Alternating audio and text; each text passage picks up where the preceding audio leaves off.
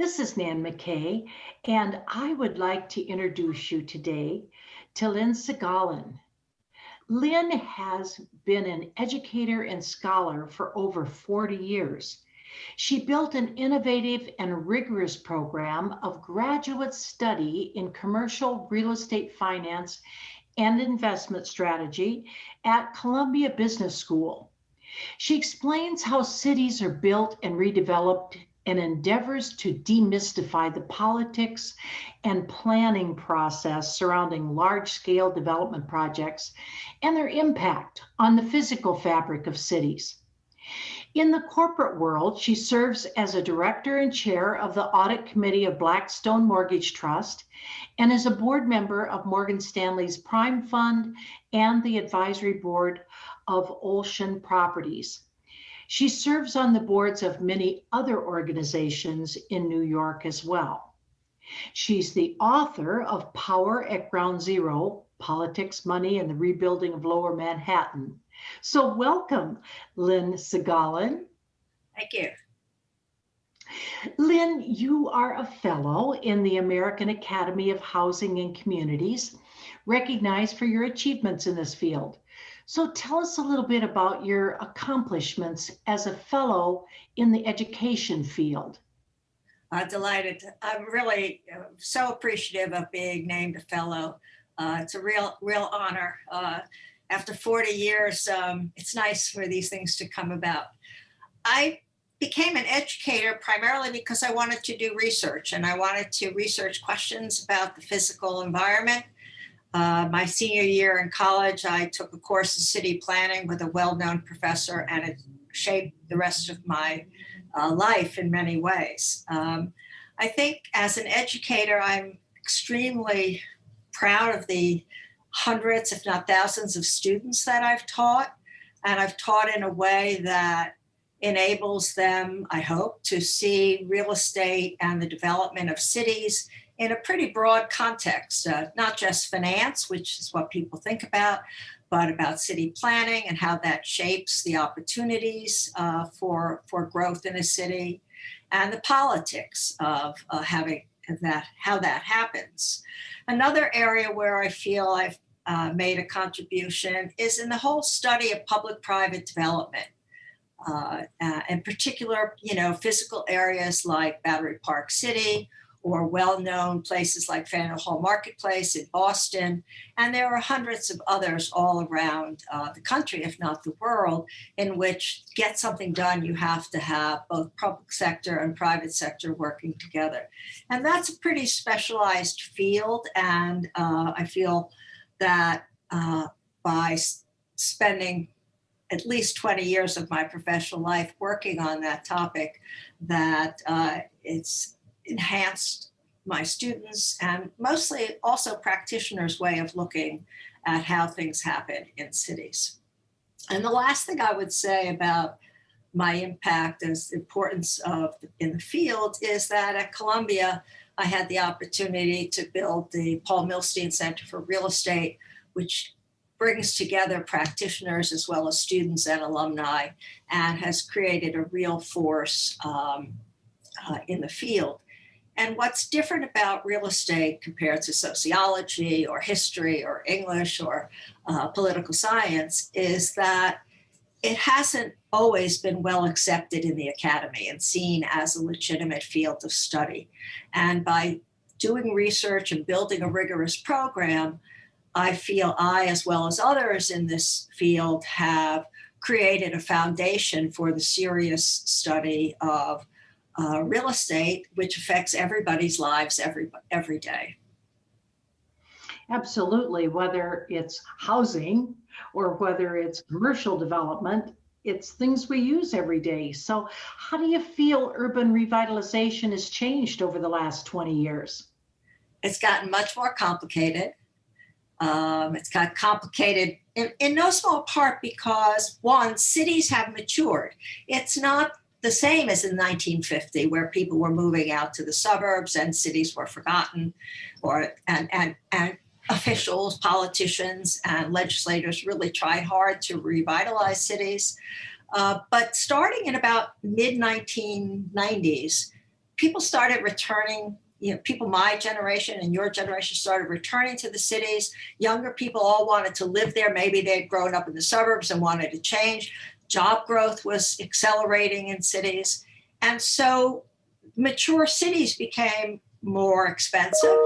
They became, at the same time, they became more attractive, and more fights over urban development territory became apparent because there were different groups vying for neighborhoods. Neighborhoods were changing. And so I think it's gotten more complex. The regulations surrounding development have become more concentrated. Much more litigation in large cities about large-scale development. But the scale, if I had to say one thing, I would say the scale of development over the past 20 years has grown tremendously. So you have very large projects like Hudson Yards in New York or Mission Bay in San Francisco, and there are others in any of the big cities. And that often creates its own it definitely creates its own complexity, and also its own opposition when anything is that big, as opposed to small scale incremental development. Well, the other thing, I suppose, is that we don't have urban renewal in the same way we did. I worked in urban renewal back in the 60s, the late 60s, and we just don't have that big tear everything down and start from ground zero anymore, do we? Correct. No, and not only that, one of the important tools in urban development in the past has always been the ability to use eminent domain.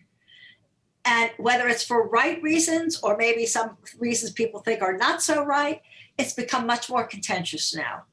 And it's become, politicians and legislators try really hard to avoid using eminent domain because it is guaranteed to be a foundation for opposition.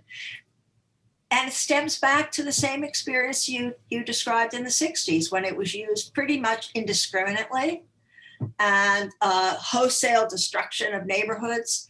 And it was only after that people began to think a little more selectively about what should we save and what should we tear down. And it definitely is a fundamental change over the last 50 years of urban development. Give me some of your views on development and investment strategy of these large scale developments that you mentioned. Okay. Large scale development has both positives and negatives. On the positive side, it creates neighborhoods, whether you go back to the 1920s when Fred French created Tudor City as a walk to work neighborhood on 42nd Street in Manhattan, or Battery Park City, which was built basically on landfill from the early 22 acres landfill from the World Trade Center when it was excavated, when the ground was excavated in the 1960s. So you have real positive projects that create neighborhoods from the ground up. And then there are negative consequences where you engender a lot more opposition because of the scale. It's sort of what I said before. Large scale development is really a caricature of development all over the world today. Why? Well, if you think about the kinds of lands that are available in cities and in large metropolitan areas that are being repurposed, they're waterfronts, they are often rail yards. These are large tracts of land. And it's very hard to put in the new infrastructure required in little pieces. In fact, whether it be Canary Wharf or Battery Park City or Hudson Yards or any of the other waterfront projects or rail yard projects throughout the world, you have to put in upfront a certain amount of infrastructure to make a place. And that means sewers and water lines, but it also means parks and other amenities that create a place that people want to live and work in. Those are extremely risky ventures. Because of the amount of money that's required up front, to build all that infrastructure, and you never build it out all at once. You don't build all the residences all at once. You don't build all the offices at once. So all the money is up front. A good hunk of the money is up front, and the returns to that come over time. And it could be 10 years, it could be 15, it could be 20 years. And so it's very risky. And many a developer, and they're often public-private projects, many a project gets stuck in the middle. There's a whole litany of those that did, Battery Park City, Canary Wharf, any number of others that get stuck in the middle. They ultimately succeed, but maybe not for the first developer. Well, I'm assuming that a lot of the projects that you're talking about on a large scale have politics in them. How have you been able to kind of demystify the politics of this kind of project? Well, one of the ways, and I say this with all due modesty, is that I've been able to interview almost all the major players in any large project that I've studied or written about, whether it be Times Square or the redevelopment of Ground Zero in Lower Manhattan. I don't do this from theory. I don't do this from just materials that I can read in paper in my office, as you see here. I actually want to interview the people who are making the decisions and are debating about how to do it.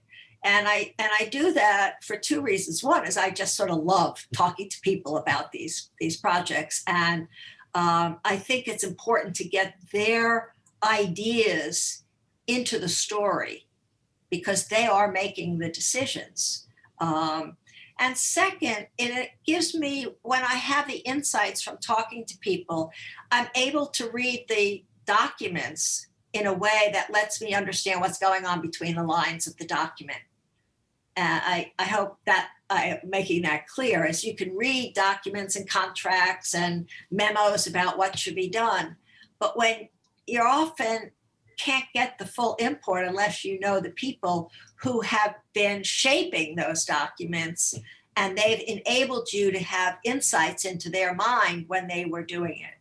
So it's one part, that's the real key to getting behind the politics, is that I'm able to talk to the people, and I'm known for being balanced and honest, and that matters. The second aspect of it is that I get into the details. I'm not just, when I was writing The Power of Ground Zero, people said, well, maybe you could make it 300 pages. I said, no way, Jose. I can't tell the right story if I'm only doing 300 pages. Now, I did not want a 900-page book, but on the other hand, I needed to tell the story in all its complications for history. And so getting into the detail and sorting through what's important to say and what isn't as relevant is the corollary to my ability to engage with people who are actually making the decisions. And when you talk to the people, you're really getting a much more fact-based decision on what you're going to include in your writing or your talk, simply because you've been able to dig through to ask the right questions. Yeah, I don't go unprepared in these interviews. I try to read everything I can about that person's position. And when it comes to the major politicians, whether it be Mayor Koch in terms of the Times Square project, or Governor Pataki on Ground Zero, I always interview them at the end of the project, because I'm only going to get one shot at this kind of interview. And I want to make sure I'm asking them the questions that I can't get an answer to anywhere else. And I want their input in it. So it's one of my favorite learning experiences is when a colleague at Columbia asked me to come to her class in journalism, in the journalism school, and talk about how I interview people, because nobody taught me how to do it. So I was thrilled to talk with them. But I don't take a tape recorder, because that's chilling. I, send them my questions ahead of time, and I take short notes when I'm there. And then I never schedule anything for 2 hours afterwards, and then I transcribe what's in my head from my notes. And I also, if I'm going to quote people who are sensitive to the way they're being presented, which is just about everybody, I want to make sure I got their quote correct. So I usually pass it by them before, not for editing, but just to make sure that I've gotten the essence of what they meant when they talked to me. And it was just really gratifying to share that with these journalist students, because these are sensitive interviews. You have to, you have to sort of think hard about how you frame the question. You never want to frame it with a yes or no answer. You just, you want to make it open-ended so that they end up telling you more than they think they're telling you. And but it's the fun part. I mean, for the book on Ground Zero, I interviewed maybe 150 people. That was the fun part. It was a hard book, but that was the fun part. You've been tremendously active, both in the education field and as a board member of other organizations as well. What do you really consider your legacy? Well, at its heart, it's the hundreds, if not thousands, of students that I've taught, and taught in a way that I hope allows them to see their profession in a full way. I've mentored a lot of young people. I kind of love this age between 25 and 35. It's a time of great development for young people. And I'm not their parent. I'm just the professor. And so I have a different kind of liberty in which to shape them. Sometimes you have to humble them. Sometimes you have to build them up. But I'm very proud of, one, the education that I've been able to give them. Two, some of my students are in strong leadership, very visible leadership roles, which is really, really wonderful. I think the legacy is also the writing. I mean, I wrote 60 or 80 cases for teaching, and I've written major books, definitive books on New York City's biggest projects. It's that package of things. And I love teaching. I never, you go into the academy oftentimes because you like to research and you want to write.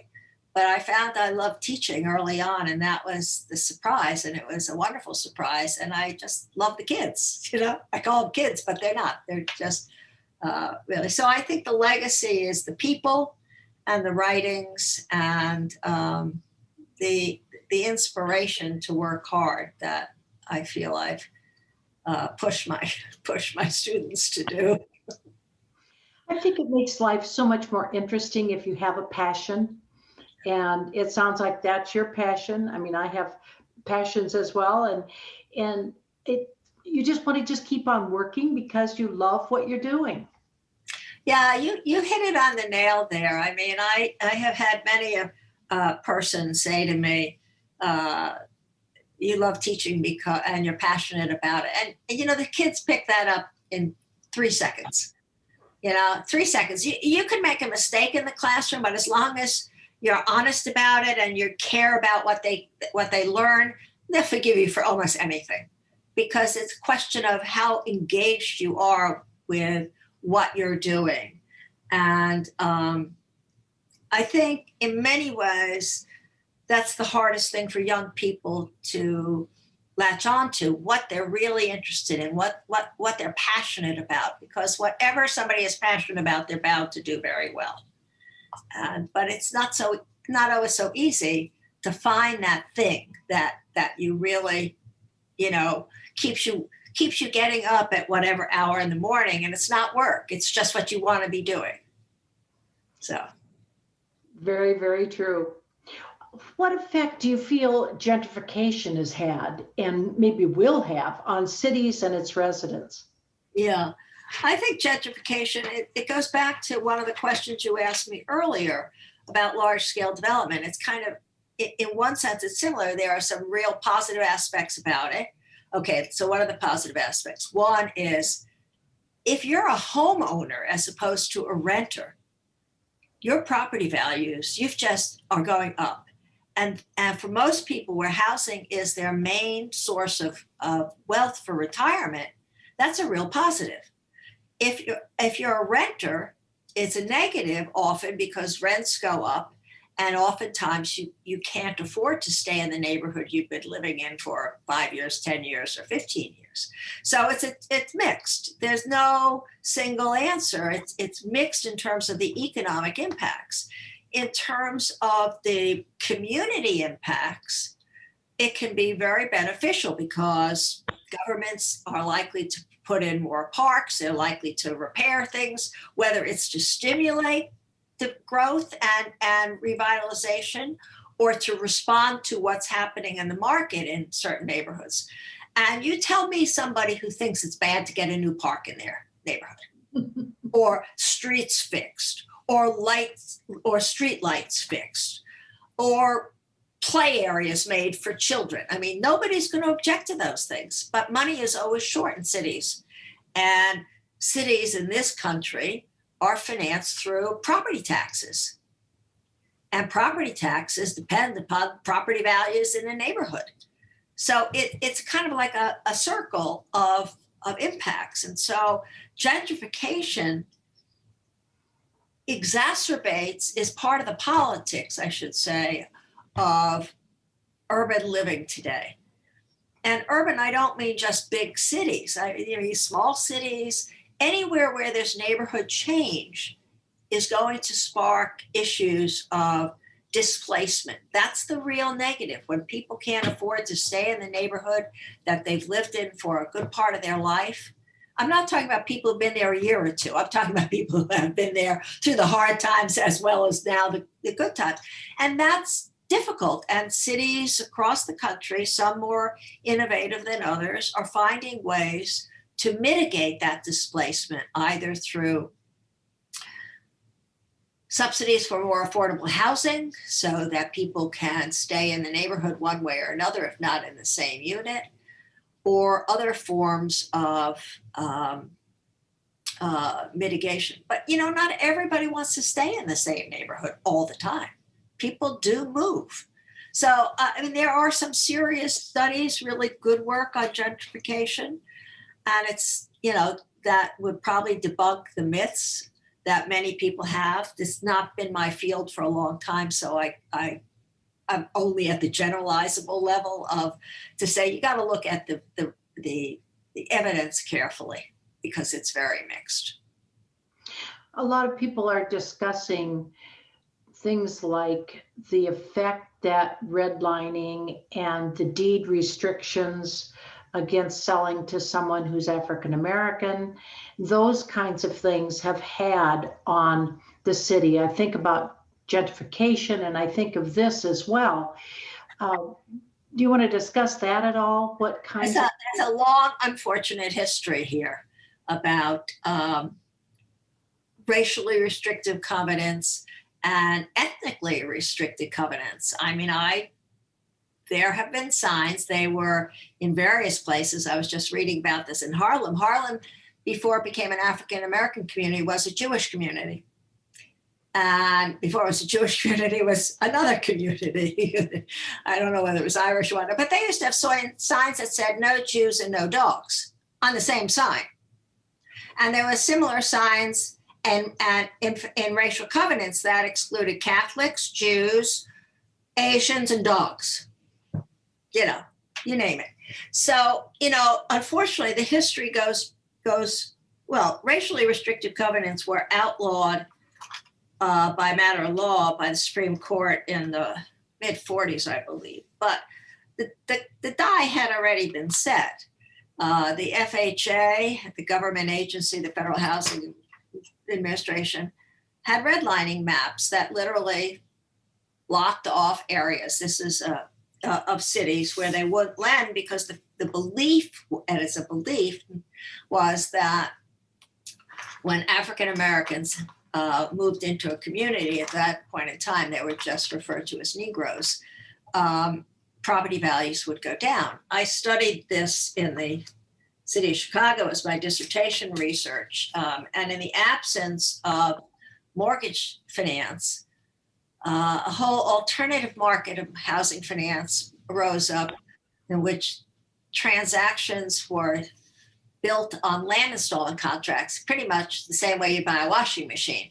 But if you missed a payment, you forfeited all your down payment and thousands of dollars. And it was an ugly system. It was an ugly system of blockbusting to turnover neighborhoods with then inflated prices of homes, literally 2 times, sometimes 3 times, to people, some of whom could afford it, some of whom who couldn't. It was a pretty ugly scene that was created by the redlining that the conventional mortgage lenders would go through. This kind of these stories. I did my dissertation on the alternative finance market, but Beryl Slater, whose father was one of the players in this, wrote a very good book about it, and also Richard Rothstein, as you know from your interview, has written The Color of Law. These are important books, even though the stories are not new. They're important books for people to understand because they are the foundation. That behavior is the foundation for a lot of inequality that exists today. When people could build up equity in homes and when they were overcharged and racially discriminated against, the history is important to understanding a lot of what's currently going on. Even though the stories are not new, they're really vitally important for people to understand. True.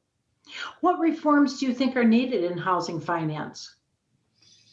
Well, you know, there have been reforms. In the mid 1970s, there was the Community Reinvestment Act, which was the first stage to ameliorating the problems of redlining by having banks disclose who they were lending to and preventing and inhibiting mergers of banks unless there was community-based lending, which is very important.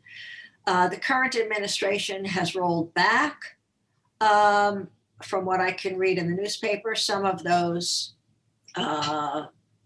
regulations, but they're likely to be rethought and more actions taken in the near future under the incoming administration.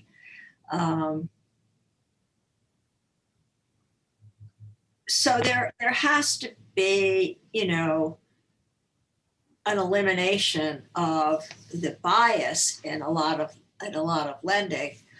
And again, this is an area that for me is about 40 years old, so I'm not up to date on it. But but it's an area where there is a lot of activism, and there has been for decades. And I feel pretty confident that that activism will come back into play in the next few years. What do you think are the biggest challenges that national leaders are facing today? Well, I think there's no way to answer this question without referencing where we are in this COVID era, and what cities and states face is an intense fiscal crunch from the slowdown or shutdown of economic activity, and that's going to exacerbate all sorts of problems.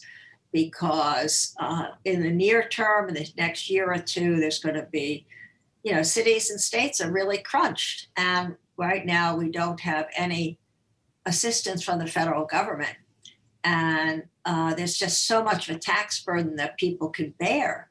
So until the situation restabilizes to a new normal, I suspect there's going to be a lot of pain in cities in terms of fiscal cutbacks. And what you can't cut back on, because it's like, you know, killing the egg of growth, is you can't cut back on education, security, police. You have to make cities safe for people, and suburbs. I mean, suburbs aren't immune from these problems at all. I just happen to know more about cities. But every municipality, every kind of local government is going to be impacted because they had to spend money that they might not have had to make schools safer, to, put in new air filtration systems. I mean, the whole gamut of things. And that money doesn't grow from manna. It doesn't come flowing down. And so there are a lot of costs in terms of the shutdown. There are a lot of costs in order to bring up to speed places that need to become safe in terms of resuming activity. And at the same time, you have a kind of resistance, a well-known and logical resistance to more taxes, and a slowdown in growth. So I think it's going to be really tough for cities in the post-COVID era. And in addition, we have this political fragmentation everywhere that's not going to make decision-making any easier. So it's going to be tough. You're going to need strong leaders.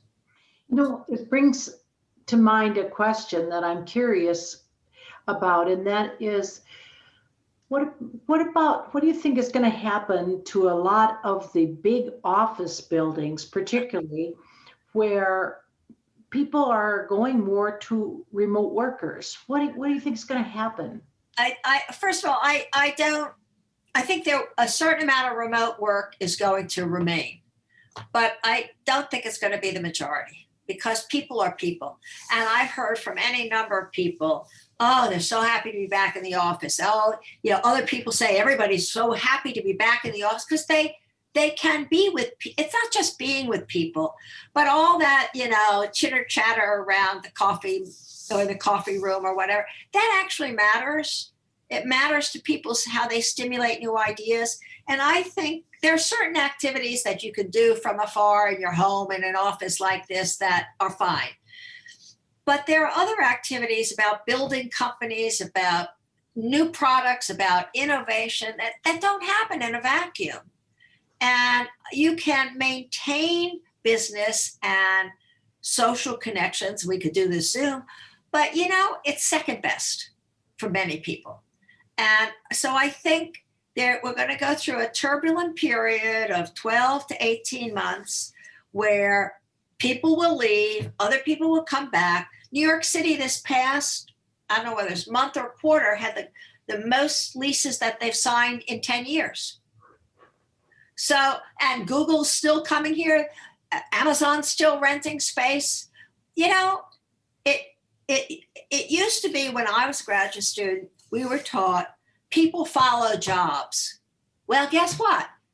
Since about mid-1990, jobs are following people. The people have wanted to be, whether it be a suburban town center where you have clusters of activities, or a big city, people like to be, not everybody, but many workers like to be in clusters where there are other people, there are business services, there are restaurants, there are all sorts of amenities that make a day complete. So I think that there will be office buildings that transition to other uses, probably residences or some other kinds of uses. We saw this in New York in the mid-90s, where what we call B-class buildings, older office buildings, were converted to apartments. We'll see more of that. There will be buildings that will become obsolete because of the ventilation systems can't be improved, and other kinds. That's sort of standard. We always see that kind of in and out of the inventory, but I don't think the office building is dead. I think it's sort of like Mark Twain's, comment. The news about my demise is too early. I can't remember the exact words, but I think that offices will change. There will be more outdoor space. That was already a trend that was in the works here in Manhattan. You look at the new big towers; they all have these beautiful outdoor terraces. So, it's an important question. I think the jury is still out about how it's going to actually work out, but I don't think we're all going to work from home forever from now on. Okay. My last question, I think of your love and enjoyment of younger people. What advice might you have for younger people? And I'm thinking people primarily in their 20s. Yeah, I was what we were talking about before. I think they have to find something they're passionate about. I mean, I will give you a little story. I would in the hard times. There are always economic downturns, and when you have an economic downturn, students are very nervous, as they should be, about getting a job, because after all, they have to pay off their debts for graduate school and whatnot. And so many times they would take a job that seemed to be the best job. Okay, a good salary, but they really weren't enthused about the type of work, but they felt they had to take it. And I would guarantee, and I saw it happen time after time, within a year, they were back asking for advice because they had to change jobs. They just, you cannot, I don't think, unless you're kind of like a robot, be really effective and enjoy what you're doing if you don't like what you're doing. So the most important thing I tell students is, don't go with the herd.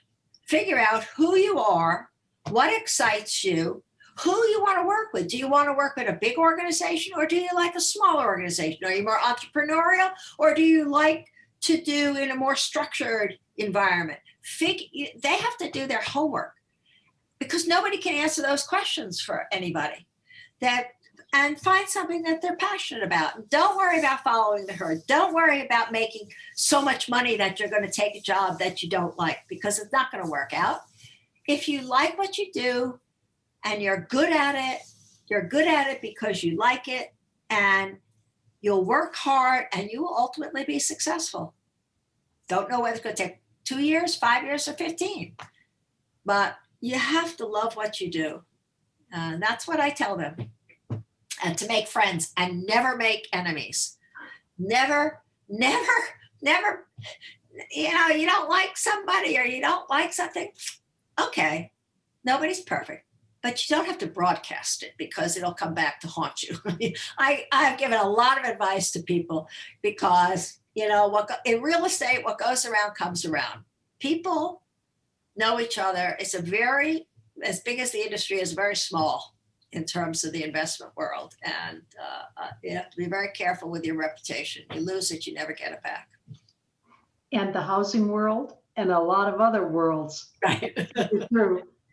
Well, thank you so much, Lynne. It's been great talking to you. You have so much advice, and you have so many different things you have been involved in. I'd say just keep on going. Oh, thank you. This has been a pleasure. And I really, again, value this opportunity for the interview and opportunity to be a fellow at a terrific organization. So thank you very much. Thank you, Lynne.